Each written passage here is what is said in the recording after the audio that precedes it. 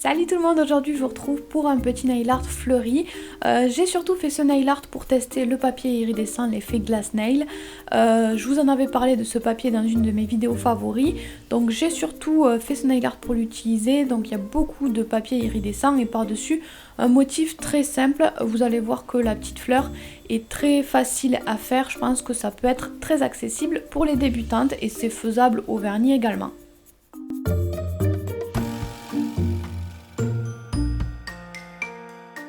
Donc j'ai posé ma base pour protéger mon ongle et ensuite j'ai posé un petit vernis corail très joli. Je vais ensuite utiliser le fameux papier iridescent que je vais poser avec quelques petits outils. Donc je vais commencer par poser un vernis transparent assez fluide en couche très fine sur mon ongle et je vais ensuite le laisser un tout petit peu sécher. Ensuite je vais prendre le fameux papier, donc c'est un papier avec plein de reflets assez fins. Je vais commencer par en couper un morceau pour que ce soit plus maniable, plus facile à découper ensuite.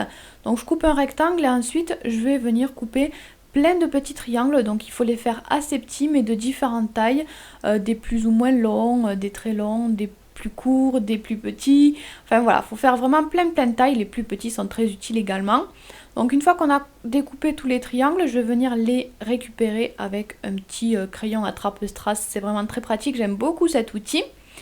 Et ensuite on va venir le poser directement sur notre vernis, donc qui n'est pas encore sec mais qui n'est pas tout frais non plus. Si vous le posez sur un vernis trop humide, ça risque de s'incruster, enfin de s'enfoncer un petit peu dans le vernis, d'être moins joli. Et puis là c'est quand même plus pratique pour le poser, on peut appuyer un petit peu sans faire de trous, enfin voilà.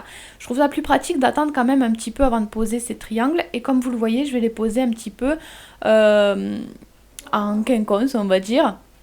Donc voilà, j'essaye de laisser un petit espace mais pas trop large non plus. Je pose les triangles plus gros au début, je trouve ça plus facile. Et ensuite, une fois que j'ai posé tous les triangles, je viens encore appuyer un petit peu avec le doigt, chasser les dernières bulles d'air si j'en vois. C'est vraiment très important de tout plaquer. Et ensuite, ça c'est une étape pas indispensable, mais moi j'aime bien rajouter à cette étape-là un petit vernis très fluide encore une fois avant de faire mon nail art pour voilà, sceller tout ça. Donc ensuite je vais faire le motif avec de la peinture acrylique, mais comme la fleur est assez simple, c'est un motif que vous pouvez également faire au vernis si vous préférez. Donc je vais prendre la peinture acrylique blanche et un pinceau avec un corps un petit peu gros quand même. Je vais bien charger mon pinceau et je vais commencer à tracer ma fleur comme ça. Donc pour ma fleur je vais faire uniquement des gouttes, c'est comme une marguerite ou une pâquerette par exemple.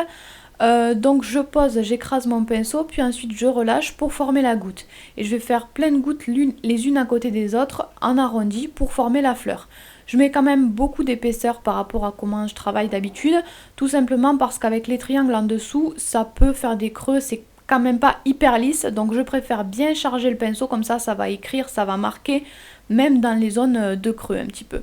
Et je fais d'autres pâquerettes comme ça. J'ai choisi de faire un motif quand même très simple parce que les triangles prennent quand même beaucoup de place, donc avec un motif compliqué ça aurait fait bizarre je pense. Donc je vais récupérer ensuite de la peinture jaune avec un dotting comme vous pouvez le voir. Et je vais le placer au centre des fleurs. Encore une fois, c'est très simple, hein. Je ne fais pas de contour, je mets juste mon petit point au centre. Encore une fois, pour avoir un motif le plus basique possible. Ensuite, je vais garder le dotting, mais je vais prendre de la peinture acrylique blanche cette fois-ci. Et juste pour compléter ma petite composition, je vais ajouter des points de différentes tailles cette fois autour de mes fleurs, tout simplement pour terminer tout ça. L'effet un petit peu épais de la peinture, ça sera lissé avec le top coat. Donc pour le top coat, quand vous utilisez le papier iridescent comme ici, je vous conseille le mieux, je pense, c'est d'utiliser un vernis un petit peu épais, mais pas à séchage rapide comme le pochet ou le sèche-vite, parce que ça peut éventuellement faire relever, rétracter un petit peu les triangles. Donc moi quand même, comme je voulais mettre mon sèche-vite, j'ai d'abord mis un top coat fluide et ensuite j'ai passé mon sèche-vite à séchage rapide. Donc voilà pour ce nail art, c'est donc terminé, j'espère que ça vous a plu. Moi j'aime vraiment beaucoup l'effet du petit papier. Et puis voilà, je vous fais plein de bisous. J'ai vraiment envie de la tester pour un nail art également. Donc pour commencer, comme d'habitude, j'ai posé ma base.